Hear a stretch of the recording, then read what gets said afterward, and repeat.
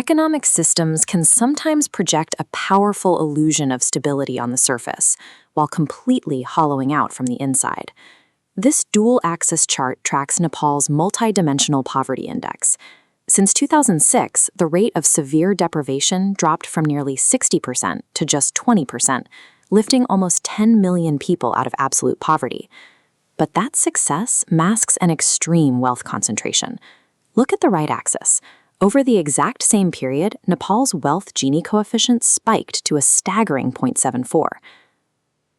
That top percentile now controls nearly a quarter of the entire nation's wealth, an accumulation 519 times larger than the bottom 50% combined. We see this imbalance clearly through the Palmer ratio, which compares the income of the richest decile against the poorest 40%. In Nepal, that ratio sits at 1.3 to 1. The top 10% takes home substantially more than the bottom 2/5 combined. These divergent lines contradict standard assumptions about economic liberalization. Wealth at the top is clearly not cascading downward to stimulate equitable domestic growth. Instead, the observed drop in the poverty headcount is almost entirely driven by foreign remittances. This massive inflow of external capital acts as a buffer, masking a deeply entrenched Matthew effect, an economic environment where the rich relentlessly compound their advantages, while the poor face structural barriers to upward mobility. These contemporary disparities are the result of path-dependent mechanisms set in motion long before the recent poverty reduction began. Prior to the democratic opening in 1951, Nepal was controlled by the Rana oligarchy. They engineered a strict feudal land tenure system that consolidated arable land and political authority exclusively among high-caste, primarily Bahun Chetri, elites. Dalits, indigenous Janajatis, Madesis, and women were systematically locked out of property ownership and state governance. By the early 1950s, the national literacy rate was around 5%, and for women, it was barely 1%. This was deliberate elite gatekeeping designed to prevent economic participation. The state attempted to dismantle this feudal tenure with the 1964 Land Reform Act, aiming to redistribute dense agricultural holdings. But through collusion within the panchayat regime, the elites evaded redistribution.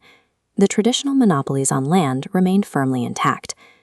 Because of this evasion, generational landlessness and tenancy farming still act as the primary drivers of rural poverty today. The specific concentration of land and authority established under the Ranas continues to dictate the terms of rural economic participation in the 21st century. These historical caste and property divisions created stark horizontal inequalities, systemic disparities that map exactly onto specific ethnic and geographic lines. The topographical map highlights the result. In the relatively accessible Gandaki province, the poverty rate is under 12%. In the isolated Sudar Pashchim province, it exceeds 34%.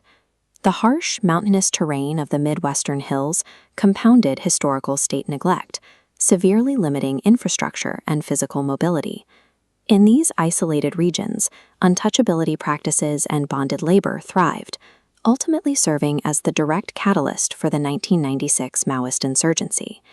The insurgent strongholds in districts like Rolpa and Rukum directly overlapped with the marginalized Dalit and Janajati populations, bearing the brunt of this geographic and social exclusion. The conflict eventually led to the 2008 Republic and the 2015 Federal Constitution, introducing provincial devolution and affirmative action to dismantle the old hierarchies. Yet high caste dominance across the bureaucracy and private sector survived. The elite networks absorbed the political regime changes without losing their economic leverage. This operates through the intergenerational transmission of poverty, a cycle where parental status dictates constraints. On the deprivation side, marginalized families rely on under-resourced public schools, guaranteeing human capital deficits, high dropout rates, and low-skill outcomes.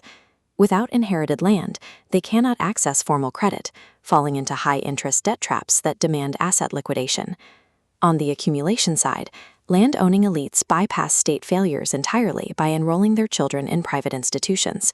They convert inherited wealth into exclusive social networks.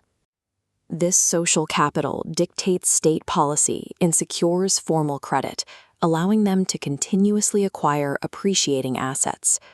Poverty and wealth in Nepal are rarely the result of individual action within a single lifetime. They are inherited momentum. Into this rigid system flows foreign remittance capital, which now accounts for over a quarter of Nepal's total GDP. This capital is entirely generated by the exported rural labor of the marginalized poor, extracted at a severe physical and human cost.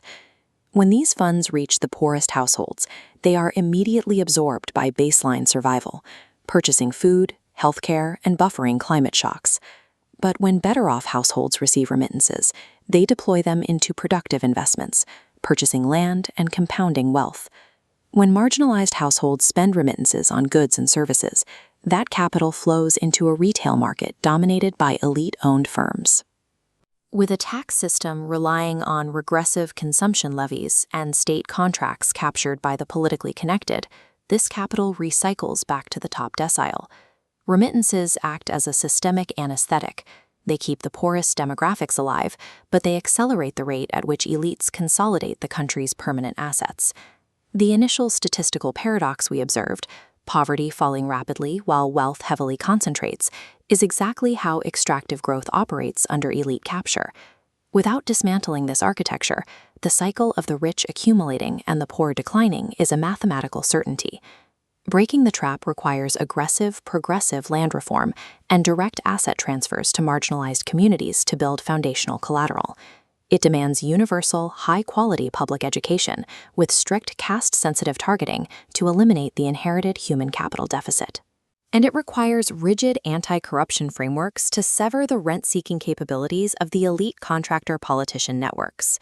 Nepal's federal structure provides the framework for devolution, but success depends entirely on moving past historical hierarchies and enforcing genuine structural equity.